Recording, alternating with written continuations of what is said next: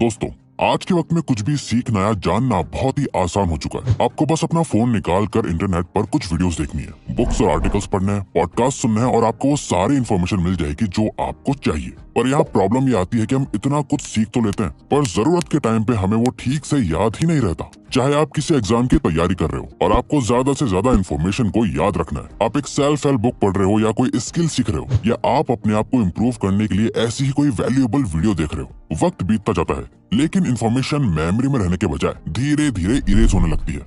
अच्छा, इमेजिन करिए कि कोई एक ऐसी सुपर पावर होती या कोई मेमोरी हैक जिससे आप जल्दी से जल्दी कुछ भी समझ के सीख जाओ और फिर उसे कभी ना भूलो, वो आपको हमेशा याद रहे।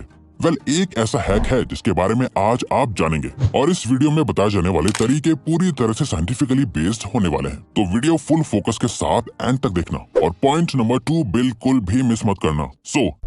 Number 1, the concept of speed learning and how to learn. दोस्तों, हमारे ब्रेन का लर्निंग प्रोसेस बहुत ही सिंपल है। जब भी हमें कोई इन्फॉर्मेशन दी जाती है तो वो सबसे पहले ह्यूमन ब्रेन की शॉर्ट टर्म मेमोरी में जाती है और उसके बाद लॉन्ग टर्म मेमोरी में। जब भी ब्रेन को किसी इन्फॉर्मेशन की जरूरत होती है तो वो सबसे पहले शॉर्ट टर्म मेमोरी में उसे ढूंढता है, उसके बाद लॉन्ग टर्म मेमोरी में। शॉर्ट टर्म मेमोरी की प्रॉब्लम यह है कि जब भी आप सोते हो तो आपका ब्रेन लास्ट 24 घंटे में जमा करी गई सारी शॉर्ट टर्म मेमोरीज को धीरे धीरे अपने आप डिलीट कर देता है और साथ ही जो मेमोरीज इसे इम्पोर्टेंट लगती हैं वो उससे अपनी लॉन्ग टर्म मेमोरी में रजिस्टर करता जाता है, जिससे जब आपको उसकी जरूरत हो आपको वो याद रहे। ये होता है एक बेसिक लर्निंग का प्रोसेस और इस पूरे प्रोसेस को फास्ट बनाने के लिए होता है the concept of fast learning. Year 2014 में प्रिंसटन यूनिवर्सिटी में एक स्टडी करी गई थी जहां रिसर्चर्स ने एक क्लास के स्टूडेंट्स को 2 ग्रुप में डिवाइड कर दिया। पहले ग्रुप को कहा गया कि उन्हें अपने एग्जाम की प्रिपरेशन के लिए सारे लेक्चर्स के नोट्स अपने हाथों से पेन और पेपर पे लिख के बनाने हैं। वहीं सेकंड ग्रुप के स्टूडेंट्स को कहा गया कि उन्हें टाइप करके फोन,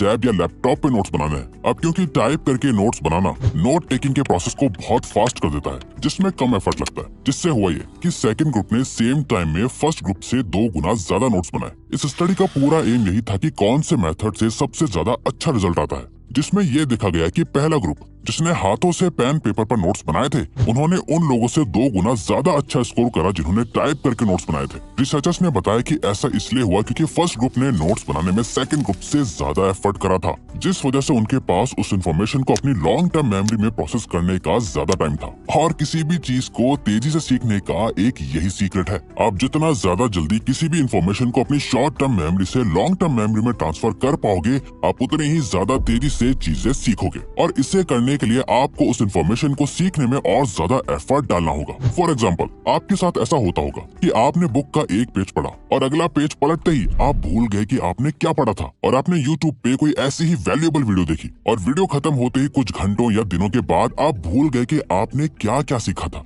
लेकिन वहीं अगर आप पढ़ते वक्त या किसी भी सोर्स से कोई इन्फॉर्मेशन को लेते वक्त उसके साथ साथ एक पेज में नोट्स बनाते हैं, उस पेज को बार बार पढ़ते हो या एक वीडियो देखने के बाद आप उस वीडियो को अपने माइंड में एक बार समराइज करते हो या कमेंट करके आपने जो सीखा उससे अपनी लैंग्वेज में एक्सप्लेन करते हो, तो आप हर एक इन्फॉर्मेशन के बारे में बहुत ही कॉन्शियस रहते हो और आप हर एक चीज में ज्यादा फोकस और ध्यान देते हो, बजाय घंटों माइंडलेसली कई वीडियोस देखने के या पेजेस पढ़ने के। Even founder of quick learning and brain coach gym quick भी पेन एंड पेपर से लिखे गए नोट्स को ही फास्ट लर्निंग का सबसे पावरफुल तरीका मानते हैं और अपने लाखों स्टूडेंट्स को यही रेकमेंड भी करते हैं। लेकिन यहाँ पर भी आपको हर एक चीज के पेन और पेपर से नोट्स बनाने की जरूरत नहीं है, बल्कि जिस इन्फॉर्मेशन को आप अपनी लॉन्ग टर्म मेमोरी में सेव करना चाहते हो सिर्फ उसके ही पेन और पेपर से आप फिजिकल नोट्स बनाओ और फिर उसे बार बार देखो। वहीं कुछ इन्फॉर्मेशन जिसे आपको अपनी शॉर्ट टर्म मेमोरी में रखना है उसे आप किसी टेक्स्ट फाइल, डॉक्यूमेंट या पीडीएफ फॉर्म में भी बना के रख सकते हो। और अगर आपको अपने स्कूल प्रोजेक्ट्स को बनाना है, प्रोफेशनल वर्क करना है, नोट्स या रिसर्च पेपर्स पर काम करना है, इन सभी के लिए वंडर शेयर पीडीएफ एलिमेंट्स आपकी बहुत हेल्प कर सकता है, जो आपका टाइम और एनर्जी दोनों सेव करेगा और आपके काम को और ज्यादा बेटर बनाएगा। इसमें आप पीडीएफ फाइल्स को एडिट कर सकते हो, जेपीजी, वर्ड या पीपीटी को पीडीएफ में कन्वर्ट कर सकते हो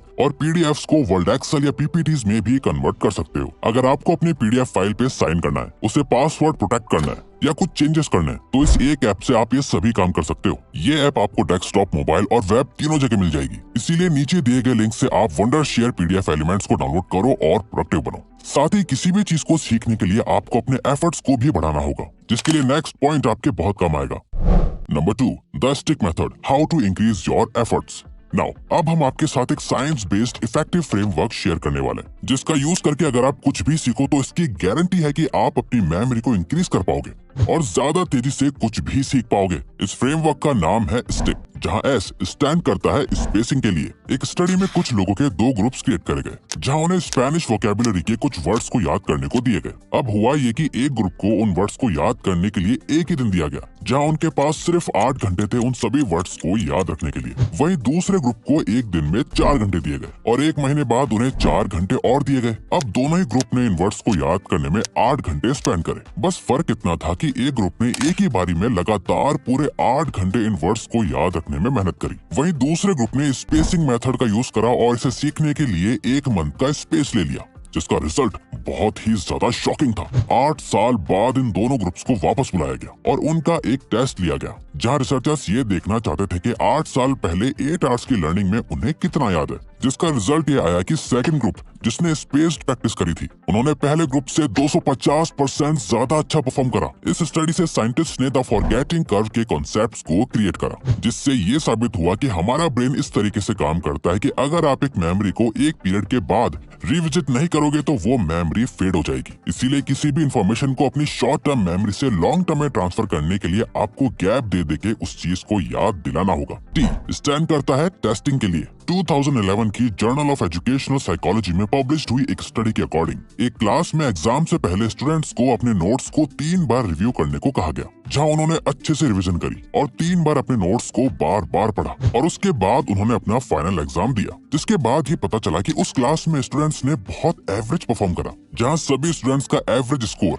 C+ था। बट वहीं सिमिलर क्लास के स्टूडेंट्स को कहा गया कि वो एग्जाम से पहले 3 मॉक टेस्ट देंगे, जहां उन्हें एग्जाम से रिलेटेड कुछ पॉप क्विज़ेस दिए जाएंगे जो उनकी नॉलेज को टेस्ट करेंगे। तो रिवीजन करने के बजाय उन्होंने 3 बार मॉक टेस्ट दिए, जिसके बाद इन स्टूडेंट्स का एवरेज स्कोर A- था, जो पहले ग्रुप के स्टूडेंट्स से बहुत ज्यादा हाई था। ऐसा इसलिए था क्योंकि जब आप बार बार एक चीज को पढ़ते हो तो आप नॉलेज को और ज्यादा अपने दिमाग में स्टोर कर रहे होते हो। बट एग्जाम्स में या आपकी जर्नल लाइफ में आपका टास्क ये नहीं होता है कि आपको नॉलेज को स्टोर करना है, बल्कि आपको उस टाइम पे अपनी नॉलेज को याद करके उससे यूज करना होता है। और सेल्फ टेस्ट करके अपने आप को टेस्ट करते रहने से आप अपने ब्रेन को इसके लिए ट्रेन करते हो। जब भी आप पढ़ रहे होते हैं या कोई कंटेंट कंज्यूम कर रहे होते हैं तो इन्फॉर्मेशन को बस याद रखने के बजाय अपनी नॉलेज को टेस्ट करो कि इससे रिलेटेड एग्जाम में क्या प्रॉब्लम आ सकती है या मैं इसे अपनी लाइफ में कैसे यूज कर सकता हूँ। आई स्टैंड करता है इंटरलीविंग के लिए। इमेजिन करो कि आप कोई नई लैंग्वेज सीख रहे हो। फॉर एग्जाम्पल, आप स्पेनिश सीख रहे हो, जहाँ आपने एक न्यू स्पेनिश फ्रेज सीखा, तो क्या आप उसका मीनिंग समझ के उसे बार बार बोल बोल के याद रखने की कोशिश करोगे, उसके बाद किसी दूसरे फ्रेज पे जाओगे? But according to the latest science of learning ये तरीका गलत है। अगर आप एक स्पेनिश फ्रेज को सीखना चाहते हो तो आपको उससे रिलेटेड कई सारे फ्रेजेस को एक साथ सीखना होगा। जहां आपने स्पेनिश में गुड मॉर्निंग बोलना सीखा, तो बार बार बुएनोस दियास बोलने के बजाय, जिसका मतलब स्पेनिश में गुड मॉर्निंग होता है, आपको गुड इवनिंग, गुड आफ्टरनून और गुड नाइट इन सबको एक साथ में सीखना चाहिए। जब आप एक साथ सिमिलर कंसेप्ट याद रखने की कोशिश करते हो तो आपका ब्रेन ऑटोमेटिकली उन सब में कनेक्शन फॉर्म करने लगता है और आपके लिए उस इन्फॉर्मेशन को याद रखने के बजाय एक साथ सिमिलर इन्फॉर्मेशन को याद रखना ज्यादा आसान हो जाता है। C स्टैंड करता है कैटेगराइजिंग के लिए। एक स्टडी में स्टूडेंट्स के एक ग्रुप को याद रखने के लिए कुछ वर्ड्स दिए गए, वहीं दूसरे ग्रुप को भी सेम वर्ड्स दिए गए, बट साथ ही उन्हें कहा गया कि इन्हें याद रखने के साथ साथ इन वर्ड्स को अच्छे से कैटेगराइज भी कर दें। जिसके बाद ये पता चला कि सेकंड ग्रुप ने फर्स्ट ग्रुप को मेमोरी के मामले में पीछे छोड़ दिया। उन्हें पहले ग्रुप से ज्यादा वर्ड्स याद थे। कैटेगराइजिंग के पीछे की थ्योरी कहती है कि अगर आप एक लार्ज अमाउंट ऑफ इन्फॉर्मेशन को रिटेन करना चाहते हैं या कुछ ऐसा सीखना चाहते हैं जो कि बहुत वास्ट है,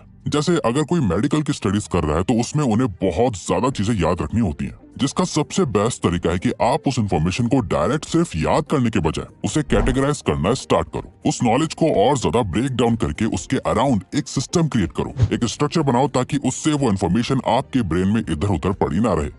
तो ये वीडियो यहीं खत्म होती है। अब अगर आपको ये वीडियो अच्छी लगी तो वीडियो को लाइक और चैनल को सब्सक्राइब करके हमें सपोर्ट करो और बेल नोटिफिकेशन ऑन कर लीजिएगा ताकि आप आने वाली वीडियोस मिस ना कर पाओ। Thank you for watching.